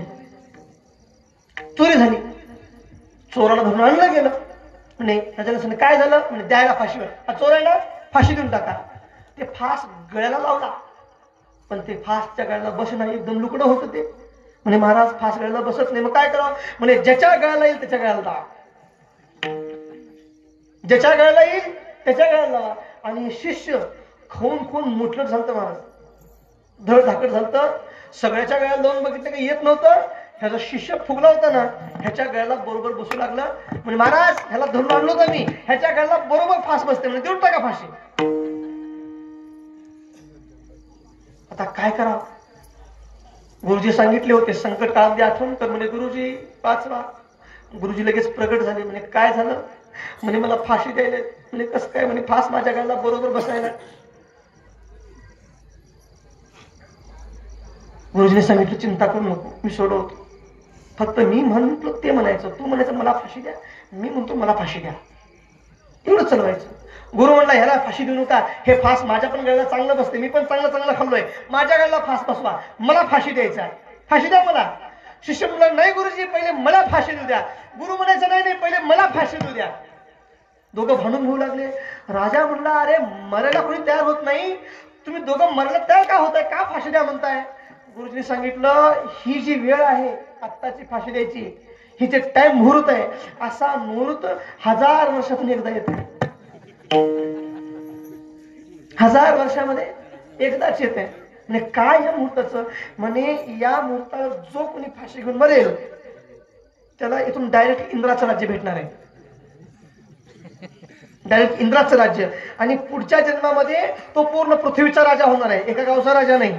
म्हणून आम्हाला फाशी द्या. राजा म्हणला तुम्ही दोघं थांबा, थांबा. म्हणजे काय? तुम्हाला दोघांना फाशी नाही. म्हणे का? म्हणे तुम्हाला इंद्र व्हायची गरज नाही, तुम्ही साधू ठीक आहे, मला इंद्र व्हायचंय. मग म्हणे मला फाशी द्या. लावा रे मला गळा फास. गळा फास लावला, वडला गेला, राजा मेला. आता मला सांगा, राजा मेला. आता हे जे साधू होते हे शहाणे होते का पंडित होते? शहाणे होते. हा, शहाणे. भलेही शिष्य भरपूर खाल्ला असेल, अभ्यास केला नसेल, पंडित नसेल, पण शहाणे होते. शहाणे आहे, पंडित नाही. काही माणसं शहाणे असतात, पंडिती असतात. नाथ महाराजांचं उदाहरण बघा. नाथ महाराज शहाणे तेवढेच आहेत, पंडिती तेवढेच आहेत. नाथ महाराजांचा पंडिताबद्दल एवढे मोठे ग्रंथ आहेत आपल्याकडे, पंडित आहेत आणि शहाणे. एक महात्मा काशीवरून त्यांच्याकडे आला आणि त्यांच्याकडून सांगितलं महाराज मला तुमच्यासोबत चर्चा करायची आहे. म्हणजे काय चर्चा करायची आहे? म्हणे मी शास्त्रवेत्ता आहे, तुम्ही कुठलाही प्रश्न मांडा मी त्याचं खंडन करतो, तुम्ही कोणतीही शंका मांडा, कुठलेही सूत्र मांडा, मी खंडन करतो. नाथ महाराजांनी सांगितलं मला शंका मांडायची नाही, सूत्र मांडायची नाहीत, मला गरज नाही, तुम्ही जिंकलात असं मी पत्र लिहून देतो, मी लिहून देतो, तुम्ही जिंकलात. तो म्हणला नाही, तुम्ही मांडा, मी खंडन करणार. नाथ महाराज भरपूर विनंती करून बघितले, तो काही ऐकला नाही. नाथ महाराज सांगितलं घ्या, आता मी मंडन करतो, तुम्ही खंडन करा. नाथ महाराज सुरुवात केले. हे जे समोरचे महात्मे हे काशीहून आले, हे फार उच्च कुळामध्ये जन्माला आले. यांची आई पतिव्रता, पिता धर्मशील, हे महान विद्वान, चांगल्या कुळात जन्माला आलेले, भगवंताचे निस्सीम भक्त, अत्यंत विद्वान. म्हणून महाराज माझं मंडन केलं, आता तुम्ही खंडन करा. करा खंडन. काय करायचं खंडन? हे उच्च कुळात जन्माला आलेले आहेत म्हणले होते, त्याला सांगावं लागेल ना मी नीच कुळात जन्माला आलोय. ह्यांची माता पतिव्रता होती, त्याला सांगावं लागेल माझी आई पतिव्रता नव्हती, माझे पिता सदाचारी. नाथ महाराज सांगितले ना ह्याचे पिता सदाचारी होते, त्याला सांगावं लागेल माझे पिता सदाचारी नव्हते. नाथ महाराजांनी एका शब्दामध्ये तोंड बंद केलं. हे शहाणी आहे, पंडिती आहे. हे पहिलं सांगितलं. एक उदाहरण सांगतो आणखी एक, आम्ही लहानपणी ऐकलो. काही लोक पंडित असतात पण शहाणे नसतात. एक महाराज असं जगामध्ये भरपूर लोकांना जिंकत जिंकत जिंकत सगळं जिंकत जिंकत शास्त्रामध्ये पराजित करायचं, तिथं पत्र लिहून घ्यायचं, यायचं. एका झाडाखाली बसला. झाडाखाली बसल्यानंतर एक शेतकरी तिथं आला. म्हणजे महाराज तुम्ही कोण आहे? म्हणजे पंडित आहे, कुठलाही प्रश्न विचार मी तुला उत्तर देतो. असं वाचत बसलो. आता बाबा इको कमी कर, जरा इको कमी कर, माईकवाले थोडा इको कमी करा. म्हणजे कुठलाही प्रश्न विचार मी उत्तर देतो. शेतकऱ्याला कळण्यात गेलं कुठला प्रश्न विचारायला आता. थोडा वेळ बसला, त्याला ग्रंथ उघडून बसला होता. तेवढ्या शेतकऱ्याने विचारलं महाराज पट्ट गुळगुळ म्हणजे काय? काय पट्ट गुळगुळ म्हणजे काय? पट्ट गुळगुळ म्हणजे काय? आता कुठल्या ग्रंथात असेल? त्यानं रामायण उघडून बघितला, पट्ट गुळगुळ कुठं आहे का? दिसलं नाही. भागवत उघडून बघितला, पट्ट गुळगुळ कुठंच नाही. ज्ञानेश्वरी, जेवढे ग्रंथ एक महिनाभर चालत राहिला महाराज पट्ट गुळगुळ म्हणजे काय, सगळेच्या सगळे ग्रंथ चालून बघितले, उत्तर काही भेटलं नाही. महिनाभर परेशान. आणि महिन्याच्या नंतर तो पंडित म्हणला, बाबा महिनाभर ग्रंथ चालून बघितलो, पण पट्ट गुळगुळ म्हणजे काय मला भेटलं नाही, तूच सांगायचा अर्थ काय. ते म्हणे, महाराज बघा आणि कुठल्या ग्रंथात, म्हणजे सगळे गाडीवर ग्रंथ आहेत, सगळे चालून बघितले, पण पट्ट गुळगुळ म्हणजे काय कुठंच कळाली, काहीच नाही, सांग तुझ. त्याला म्हणा, महाराज सोप आहे. म्हणे काय, तुम्ही तर ग्रंथ वाचत बसला होता, उंबराच्या झाडाखाली बसलात, उंबरून तुटलं, पट्ट मन पडलं, गुळगुळ करत खाली गेलं. पट्ट गुळगुळ लहानपणी ऐकले येऊन आहे. पंडित आहे पण शहाणा नाही. काही लोक पंडित असतात, शहाणी असतात, पण काही लोक असे असतात, पंडिती नसतात, शहाणी नसतात, शास्त्रही कळत नाही, व्यवहारही कळत नाही. आमचे चंद्रशेखर महाराज सांगतात, ज्यांना शास्त्रही कळत नाही आणि व्यवहारही कळत नाही, अशामध्ये जर माणूस असला तर त्याला काय म्हणायचं, येडं. शास्त्री असेल, तिला शास्त्रही कळत नाही आणि व्यवहारही कळत नाही, अशी जर बाई असेल तर तिला येडी हळद म्हणायचं म्हणते. तुकोबाराय म्हणतात, मला भक्तीचा जिव्हाळा जाणणारच आवडतात, अन्य कोणी आवडत नाही. आणि कनई माझे मना हो का पंडित शहाणा. मग जे भक्तीचा जिव्हाळा जाणतात ते काय करतात, नामरूपी जडले चित्त, त्यांचं चित्त नामामध्ये आणि रूपामध्ये जडलेलं असतं. मी त्यांचा दास कायम होऊन राहतो. 3 चरण झाले. आपल्याला शेवटचं 1 चरण बघायचं आहे, एकदा प्रेमाने भजन, त्याच्यानंतर शेवट चरणाचा विचार. विठोपाद कुमारी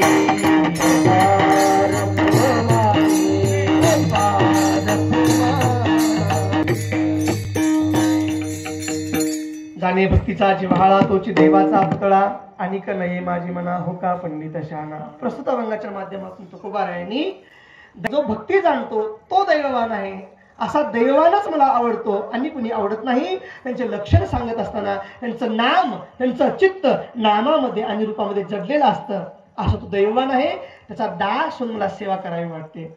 तुकोबाराय लोकांनी विचारलं, महाराज त्यांचा दास होऊन राहू इच्छिता, पण ते शुद्ध आहेत की नाही बघा. कारण सेवा कुणाची करायची याला महत्व आहे. नीच प्रसंगा कुलहीन सेवा चिन्हानी देहे नरके स्थितानी. जो वाईट माणसांच्या घरामध्ये सेवा करतो ना, जो शुद्ध नाही त्याच्या घरामध्ये सेवा करतो ना, तो नरकातून आलेला असतो आणि नरकातच जाणारा असतो. सुभाषित सांगतात, अत्यंत कोपा नरकातून कोण आला असतं, सतत क्रोध करणारा, अत्यंत कोपा कटुकाचे वाणी, दरिद्रता स्वच्छनेषु वैरम, नीच प्रसंगा कुलहीन सेवा. आपला मुद्दा इथं आहे, नीच प्रसंगा कुलहीन सेवा. कुलहीनाची सेवा करतो, चिन्हानी देहे नरके स्थितानी, तो नरकात जाणारा असतो. लोकांनी विचारलं, महाराज ज्यांची तुम्ही सेवा करू इच्छिता ते शुद्ध आहेत का.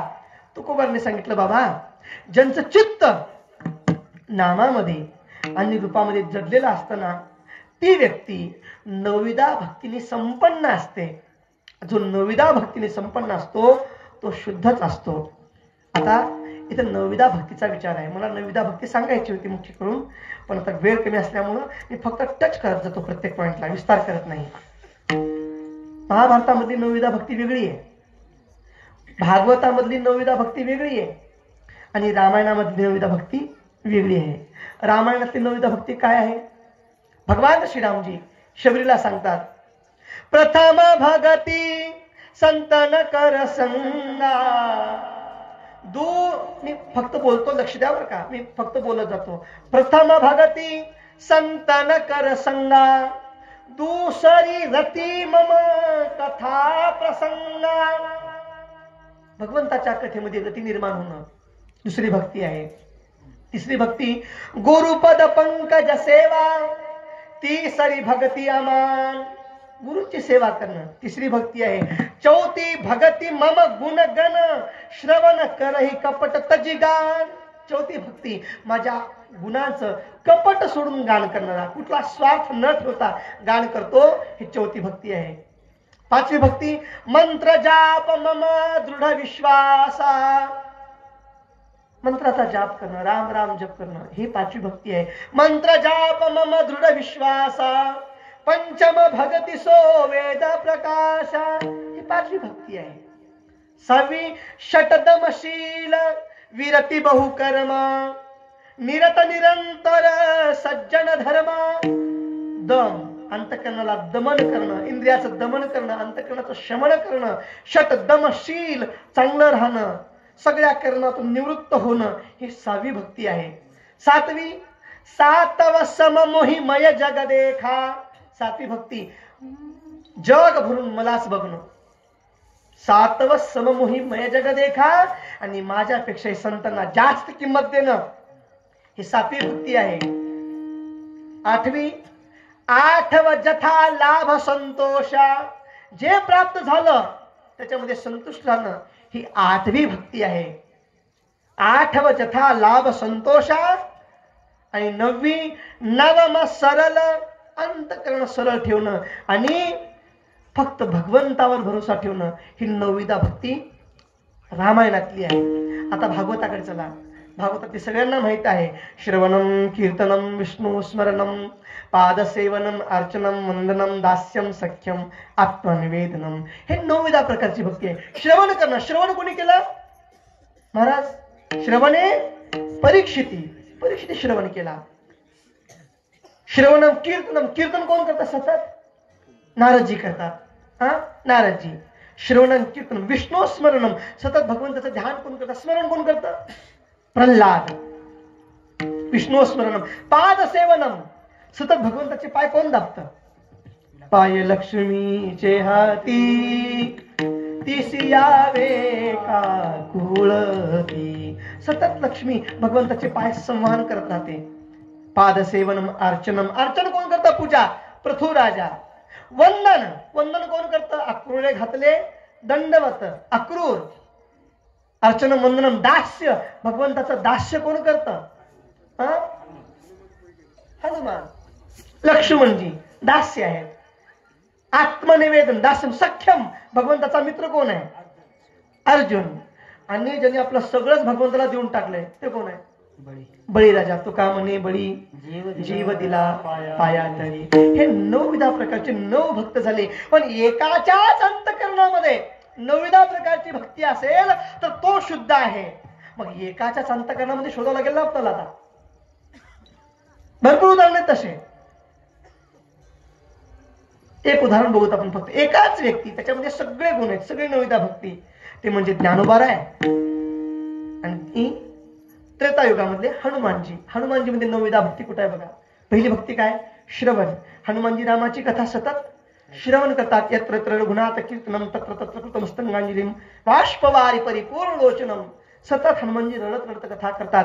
श्रवण भक्ती. दुसरी कीर्तन भक्ती. राम रसायन तुमरे पासा. सतत भगवंताचं भजन करत राहतात. राम रसायन. श्रवणम कीर्तनम विष्णू स्मरणम, सतत स्मरण करत राहणं.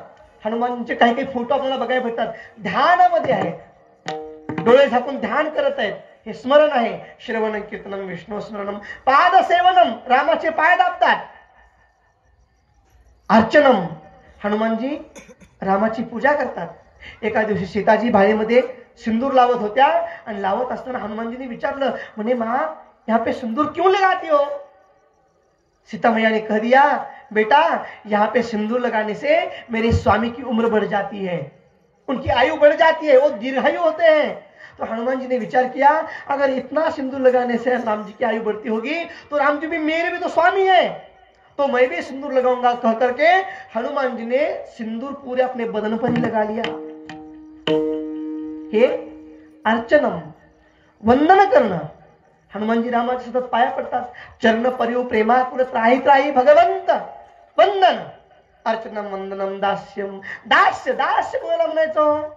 जे काम सांगितलं ते जे करतो की नाही त्याला दास म्हणायचं असतं. कुठले काम सांगू दे.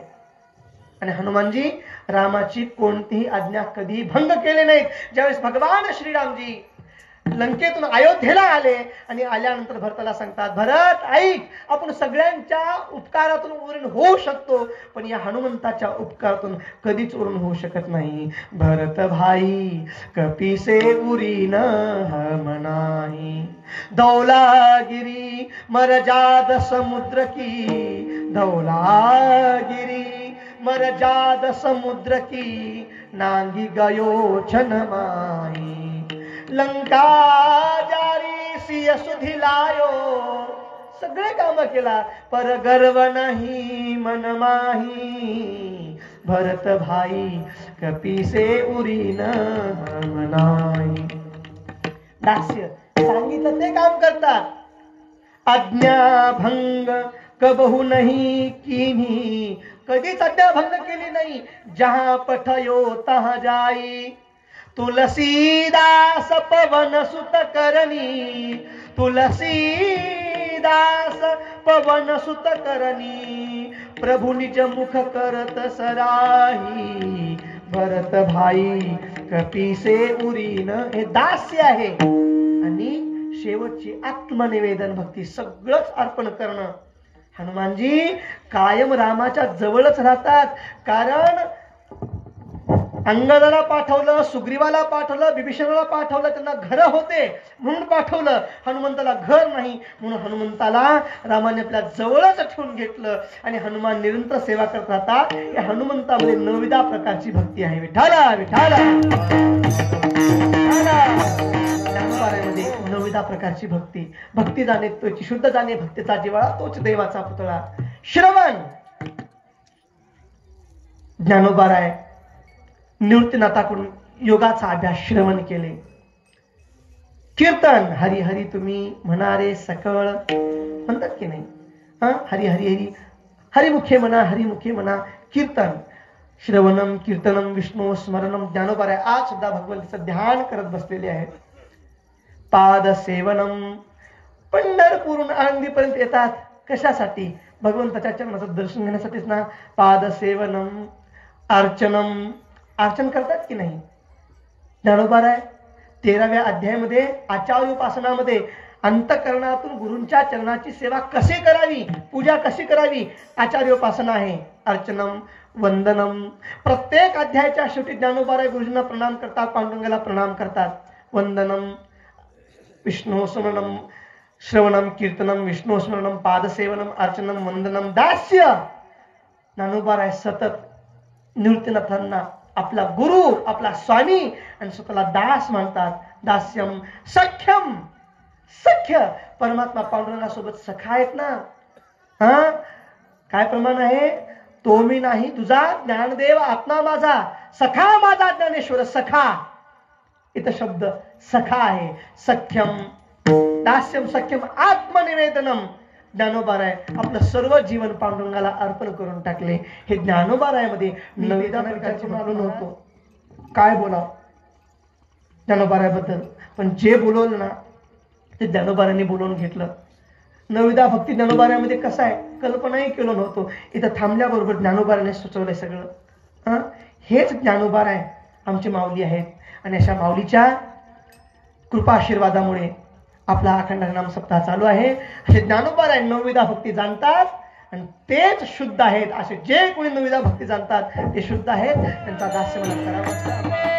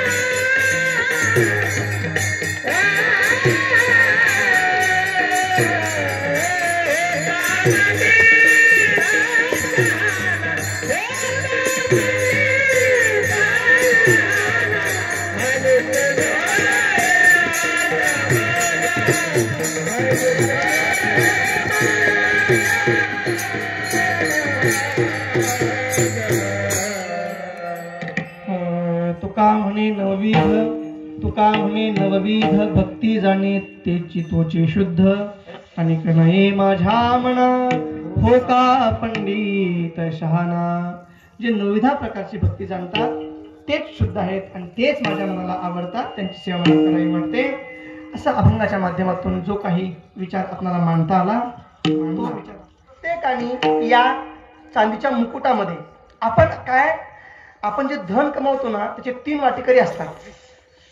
दानम भोगो नाशिस तिसरो गतियो भवन्ति तस्य यो न ददाति न भुंक्ते तस्य तृतीया गतिर्भवति. एक तर दान द्यायचं, दुसरं भोग भोगायचं, नाहीतर त्याचा नाश ठरलेला आहे. संपत्ती के सुत 4, संपत्तीचे 4 लेकर आहेत. धर्म अग्नी नृप चोर. पहिला धर्म आहे, दुसरा अग्नी आहे, तिसरा नृप राजा आहे, चौथा चोर आहे. जेठ के अवमानते 3 करे घरफोड. जर मोठ्या धर्माचा अपमान केला तर 3 घरफोड करतात. एक तर राजा घेऊन जातो म्हणजे इन्कम टॅक्स येतं, चोरतो डॉक्टरकडे जातं, जळून जातं, असं होतं. म्हणून आपलं धन धर्मामध्ये लागायला पाहिजेत. म्हणून पुढच्या समाधी सोहळ्यापर्यंत आपण सगळ्यांनी मिळून चांदीचा मुकुट करायचा आहे. आणि विनंती अशी आहे, जसा मुकुट आळंदीमध्ये ज्ञानोबा राहायचा ना महाराज तसा करायचा, एवढी माझी विनंती आहे. ते कुठं केले कुठं भेटेल त्याचा माप घेऊन आपण तसा करायचा प्रयत्न सगळ्यांना. पुढच्या वर्षीपर्यंत ज्ञानोबांचा जो मुखवटा आहे तो चांदीचा आळंदी प्रमाणे सगळ्यांनी मिळून. आमच्या बिदर जिल्ह्यामध्ये सध्या एक ज्ञानवृद्ध व्यक्ती म्हणजे एवढे राहिलेले आहेत. आमचे कदमपूरचे महाराज होते, बाबंडी महाराज होते, त्यांच्यानंतर आमचे महाराज एकटे आहेत आणि एवढे नम्र एवढे सरळ आहेत, फार सरळ. झाली अशी व्यक्ती सेवा माऊलीच्या चरणी समर्पण करतो आणि सेवेला विराम देतो. ज्ञानेश्वर